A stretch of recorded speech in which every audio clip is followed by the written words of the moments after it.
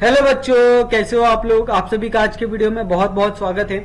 और आज के वीडियो में हम लोग देखने वाले हैं दो मजेदार कहानियों के बारे में, जो दो लघु कथाएं हैं। ओके, तो सबसे पहले आपको लघु कथा पता होनी चाहिए कि लघु कथा होती क्या है। ओके, बहुत से बच्चों को लघु कथा के बारे में नहीं पता होगा।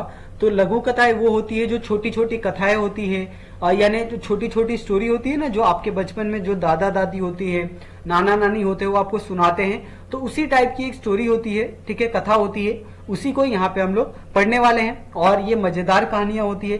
और इससे आप चाहो तो आप 2x इंटू पे आप सुन सकते हो, ताकि आपको स्टोरी बहुत अच्छे से समझे और आपको मजा भी आए। ओके, तो हम लोग इसको स्टार्ट करते हैं। जो हमारी पहली लघु कथा है, हरा घोड़ा। ओके, तो ये आपका जो यहाँ पे आप इसका टाइटल देख के ही आप पता लगा सकते हो कि कितनी मजेदार स्टोरी होगी। ओके, अकबर और बीरबल में किसने बहुत प्रसिद्ध है। अकबर एक महान शासक थे, बीरबल उनके 9 रत्नों में से एक थे। एक बार अकबर बीरबल के साथ अपने घोड़े पर बैठकर बगीचे की सैर कर रहे थे। चारों तरफ हरियाली को देखकर उनका मन प्रसन्न हो गया। बादशाह अकबर ने सोचा कि यदि मेरे पास हरे रंग का घोड़ा होता तो मैं उस पर बैठकर हरे भरे स्थानों की सैर करता, बस फिर क्या था। बादशाह अकबर ने बीरबल से कहा, मैं तुम्हें 1 सप्ताह का समय देता हूँ, तुम मेरे लिए हरे रंग के घोड़े का प्रबंध करो। बादशाह अकबर बीरबल की बुद्धिमानी की परीक्षा लेना चाहते थे कि इसीलिए उन्होंने हरे रंग का घोड़ा लाने के लिए कहा था। बादशाह और बीरबल दोनों यह बात अच्छी तरह से जानते थे कि संसार में कहीं पे भी हरे रंग का घोड़ा नहीं होता है। फिर भी बीरबल ने अकबर के आदेश को सिर आंखों पर रख लिया। 1 सप्ताह बीरबल इधर उधर घूमते रहे और 8वें दिन दरबार में आकर बोले, हुजूर, आखिर आपके लिए मैंने हरा घोड़ा खोज ही लिया है। बादशाह अकबर के आश्चर्य का ठिकाना ना रहा। वे सोचने लगे कि जब हरा घोड़ा होता ही नहीं है तो बीरबल ने कैसे खोज लिया। उन्हें विश्वास नहीं हुआ, फिर भी उत्सुकता से कहा, बीरबल, हरा घोड़ा कहाँ है? मैं उसे तुरंत ही देखना चाहता हूँ। बीरबल ने उत्तर दिया, हुजूर, घोड़ा मिल गया है, पर हरे घोड़े के मालिक की 2 शर्तें हैं, इसीलिए घोड़े को आप अभी नहीं देख सकते, आपको इंतजार करना पड़ेगा। कैसी शर्तें? बादशाह ने पूछा। बीरबल ने जवाब दिया, पहली शर्त यह है कि बादशाह को घोड़ा लेने वहां स्वयं ही जाना पड़ेगा। दूसरी शर्त यह है कि हुजूर, जब घोड़े का रंग दूसरे घोड़ों से अलग है तो घोड़े को देखने का दिन भी अलग ही होना चाहिए, यानी सप्ताह के 7 दिनों के अलावा आप घोड़े को किसी भी दिन देख सकते हो। जब बादशाह ने बीरबल की दूसरी शर्त सुनी तो वे बीरबल का मुंह देखने लगे। उन्होंने मन ही मन सोचा, 7 दिनों से अलग कौन सा दिन होता है। तब बीरबल से बोले, हुजूर, यदि आपको हरा घोड़ा चाहिए तो दोनों शर्तें माननी ही पड़ेगी। बादशाह अकबर निरुत्तर हो गए। वे मन ही मन प्रसन्न थे कि बीरबल ने अपनी चतुराई से उन्हें फिर मात दे दी। उसके बाद यहाँ पे जो सेकंड स्टोरी है, सेकंड स्टोरी भी हम लोग देखते हैं। ठीक है, तो पहली स्टोरी आपको समझ गई होगी, हरा घोड़ा। हरा घोड़ा बहुत ही मजेदार कहानी थी। बहुत पहले की बात है, एक सेठ था, वो बहुत ही कंजूस था। एक दमड़ी भी खर्च करते समय उसके प्राण निकल जाते थे। वह काम कराने के बाद भी लोगों को पैसे देने में परेशान करता था। एक बार उसने एक चित्रकार से अपना चित्र बनवाया। जब चित्रकार ने पैसे मांगे तो सेठ ने कह दिया कि चित्र ठीक नहीं है, दोबारा बनाकर लाओ। चित्रकार ने कई बार चित्र बनाए, लेकिन वह कंजूस सेठ हर बार कह देता था कि चित्र ठीक नहीं है।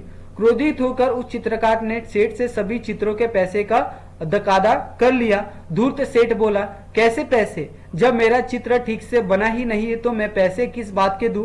बेचारा चित्रकार अपने घर लौट आया। परेशानी का कारण पूछने पर उसने अपनी पत्नी को सारी बातें बताई। चित्रकार की पत्नी बहुत बुद्धिमान थी। वो बोली, आप दरबार में जाकर न्याय के लिए फरियाद कीजिए। चित्रकार बहुत उदास हो गया था। वह मुंह लटकाकर बैठ गया। बोला, सेठ बड़ा आदमी है, लोग उसी की बात को सच मानेंगे, भला मुझ जैसे गरीब का साथ कौन देगा? चित्रकार की पत्नी बोली, सबके बारे में ऐसा नहीं कह सकते। बादशाह अकबर बहुत दयालु है। वे भले ही पढ़े लिखे नहीं है, परंतु बड़े बुद्धिमान हैं। उनकी सहायता के लिए दरबार में 9 रत्न हैं। आप वहां जाइए, आपको न्याय जरूर मिलेगा। दूसरे दिन चित्रकार बादशाह अकबर के दरबार में गया और पूरा किस्सा सुना दिया। बादशाह अकबर ने चित्रों को लेकर सेठ को दरबार में बुलवा लिया। बादशाह ने सभी चित्रों को गौर से देखकर कहा, तुम्हारे इन चित्रों में क्या कमी है? हुजूर, इनमें से एक भी चित्र हुबहू मेरे चेहरे जैसा नहीं है, सेठ ने कहा। बादशाह मुश्किल में पड़ गई कि न्याय कैसे दे। बड़ी देर तक विचार करते रहे। तब उन्हें कुछ समझ में नहीं आया तो बीरबल ने न्याय करने को कहा। बीरबल ने सारी बातें सुनी और ध्यान से सुनी और तुरंत समझ गए कि सेठ चेहरा बदलने में निपुण है। चित्रकार को पैसे ना देने पड़े इसलिए वो नाटक कर रहा है। उन्होंने सभी रास्ते पर लाना जरूरी है।